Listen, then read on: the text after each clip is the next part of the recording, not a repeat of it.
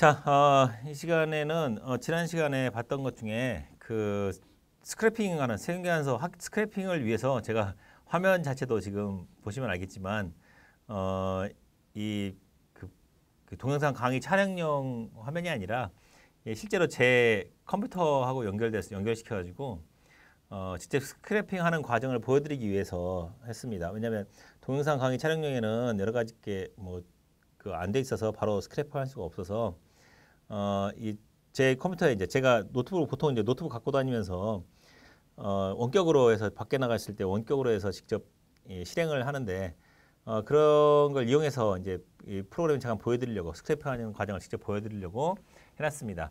여러분들 보시기에는 이제 저희가 이 앞에 있는 상호랄지 뭐 거기에 있는 뭐 사업자 등록번호랄지 이런 것들은 이 음영 처리를 할 거예요. 여러분들 이 개인적인 저희 회사 거래처 회사에 개인적인 내용이 담겨져 있기 때문에 음영 처리를 할 거고 하는 과정만 한번 보시기 바랍니다. 스크래핑은 여기 보시면 기타 전표 입력에서 아까 봤듯이 국세청 전자세금위원서 하실 수 있고, 그리고 좀 여기서 이게 익숙해지면은 여기 뒤에 데이터 연동에 있는 원클릭 텍스트에 있는 국세청 전자세금위원서에서 불러오는 게 조금 더 편할 수 있습니다. 왜냐하면 여기가 이 보시면 알겠지만 불러올 때 매출 하나만 선택되는 게 아니라 이렇게 여러 가지가 선택이 되거든요. 여기 지금 뭐 이렇게 매출, 매입기 4개가 다 체크도 되잖아요. 근데 방금 본 여기 이 기타 전표에 있는 것들은 다 저기 안 꺼져서 그런데 꺼져 있다면 꺼져서 다시 불러오면은 국세청 전자세금위원서의 내역은 한 개씩밖에 안 불러와져요. 그래서 뭐 내역을 한 개씩밖에 부를 수가 없어요. 이렇게 선택이 두 개가 안 되고 한 개밖에 안 되잖아요. 그렇죠? 매입을 하거나 매입 계산서라 그래 이렇게 한 개씩밖에 안 불러와져서 제가 일부러 지금 원클릭 텍스트에 있는 내역으로 해서 대체를 해봤습니다. 그래서 이 국세청 전자세금위원서 내역으로 하면은 그럴 때 실제로 저희 거래처예요. 거래처인데 외출 세금위원서를 좀 일기 예정을 신고했으니까 일기 확정거에서 이 4월 1일부터 이 동영상 강의를 촬영하는 현재까지 날짜로 선택이 되어져요. 그래서 불러가지고 그래서 여러 가지 게 지금 뭐 수임업체랄지 뭐 관리번호랄지 이런 게 입력되어 있는데 이거 음영 처리를 할 거예요. 그래서 안 보일 텐데 여기서 확인해서 불러오면은 조회하시겠습니까? 물어보고 네 하면은 내역을 이제 불러오기 시작해요. 프로그램이 가서 홈택스 접속해서 금방 이렇게 불러오잖아요. 지금 제가 말 몇 마디 하는 사이에 매출 내역이 4월부터 6월 초까지 내역이 쭉 불러와졌어요. 보면은 색깔이 알록달록하죠. 보니까 어떤 것은 노란색이고 어떤 것은 흰색이고 어떤 것은 뭐 초록색이 되어 있는데 보시면 알겠지만 이쪽에 우측 하단 쪽에 중간쯤 보시면 팁 해가지고 자동 공개 있는데 노란색이 되어 있는 것은 품목이에요. 품목으로 해서 임대료라고 되어 있는 임대료 매출은 그래서 임대료 품목을 보고 얘가 임대료 수입으로 잡아놨죠. 실제로. 그 다음에 초록색 연두색으로 되어 있는 것은 거래처를 기반으로 해서 이러이러한 회사에다 공급처가 이러이러한 회사에다는 이런 그 임대료 수입이라고 잡아놨었구나. 그 다음에 여기 무슨 이 공급처에 있는 회사는 이 환자 유치 수수료로 잡아놨구나. 이렇게 이 프로그램이 스크래핑만 해오는 게 아니라 그동안 누적되어 있던 것을 자기가 누적된 AI를 기반으로 해가지고 분개까지 해놓는 거예요. 흰색으로 되어 있는 부분은 기본적으로 방금 전에 환경 등록이 되어 있는 이 기본 매출로 불러온 거죠. 보니까 이 서비스 매출이 불러왔잖아요. 흰색 부분은. 품목이 각각 다름에도 불구하고 똑같이 서비스 매출로 불러온다는 거예요. 그러니까 그동안 했으면 지금 보면은 4월부터 6월까지 몇 개만 있어요. 흰색 부분이 이 2개밖에 없어요. 2개만 분개해주면은 전송하면 돼요. 자, 전송 한번 해볼까요? 이것도 한번 해봅시다. 그래서 여기는 뭐 임대 매출로 하고 임대료 수입, 여기는 뭐 서비스 매출, 서비스 매출 외에 여기 421번이 있어요. 421번 올바른 분개를 해준 다음에 그 다음에 선택하셔가지고 전표 처리 눌러주시면 전표 처리 하시겠습니까? 예 하면은 이렇게 날짜별로 전표 처리가 돼요.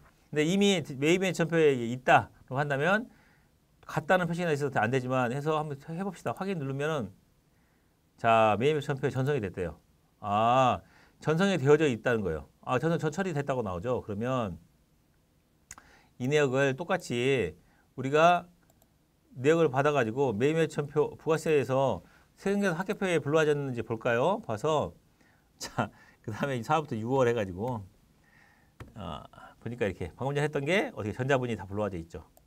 여기서 전자예분 말고 전자예분이 이렇게 불러와가지고 분기까지 다 돼 있다는 거예요. 그 내역이 상단에 내역이 돼 있다는 거죠.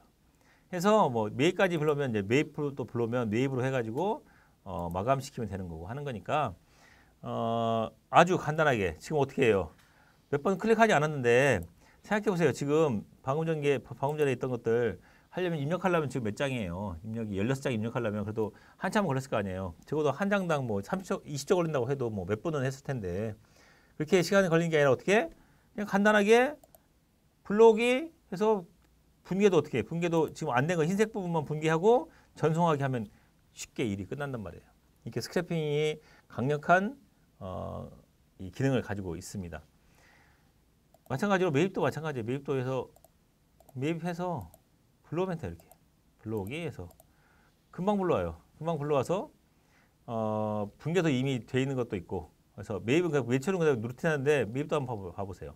매입도 보시면 여기 노란색 기준, 초록색은 공급처 기준, 매입은 이 품목 기준 해가지고 돼 있고 여기 흰색 되어 있는 거 몇 개 하나, 둘 몇 개만 이렇게 흰색 되어 있는 거 몇 개만 입력해주면은 분계 다 끝나요. 그러니까 여기 지금 몇 장이에요? 103건인데 103건을 입력한다고 생각해 보세요. 이걸 입력하려면 시간은 한참 걸릴 거예요. 하지만 몇 분만 딸깍딸깍하고 이 분계만 몇 개 해주면은 훨씬 더 강력하게 세금계산서를 입력할 수가 있다는 거예요. 그러니까 여러분들 기본적으로 이 프로그램이 어떻게 운영되는지 알고 여기다가 스크래핑 하는 방법까지 알아두시면 훨씬 더 운영하시는데 그리고 프로그램 신고하시는데 훨씬 더 간편하시다고 생각합니다.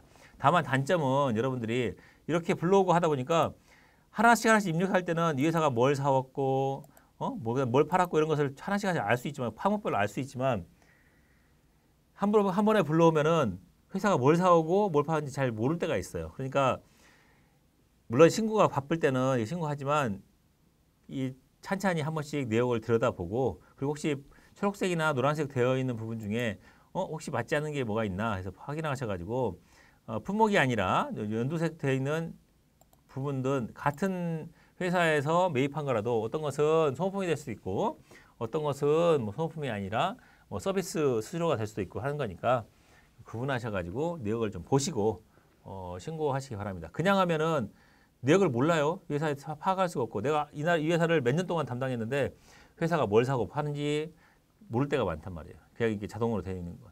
일은 편할지 몰라도 회사를 파악 못할 수 있으니까 내역을 한번 보시고 그다음에 전송하셔서 합격표까지 마감하는 것까지 하시면 되겠습니다.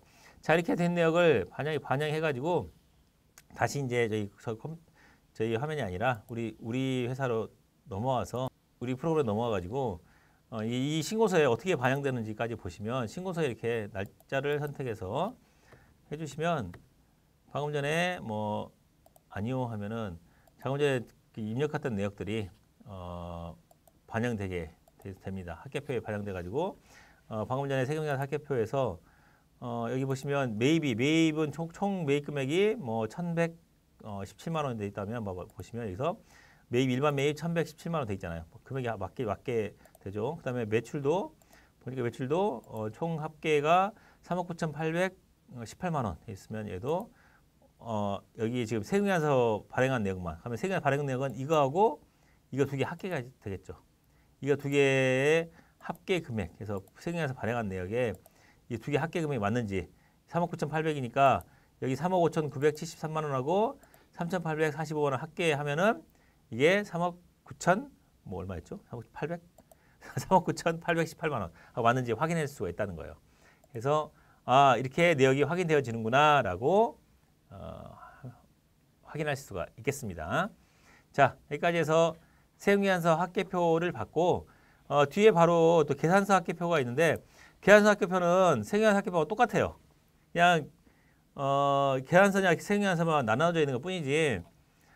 제가 뒤에 잠깐 넘겨보면은 이게 스크래핑 이제 설정하는 것은 이제 지난번 앞에 설정 부분을 스케줄 관리로 했을 때 하는 거고, 건별로 했을 때는 방금 전에 제가 직접 보여드리는 걸 건별로 하는 거고, 이 스크래핑에서 하려면은 이 회사에 따라서, 그러니까 용량이 많은 데는 스케줄을 설정해서 하는 거고, 용량이 방금 전에 했던 저희가 직접 보여드린 것처럼 몇 건 안 되는데, 그러니까 뭐 한 달에 100건 이내인 데는 그때그때 불러와서 하는 게 더 편하고 하니까 회사의 특성에 맞게 하시면 되겠습니다.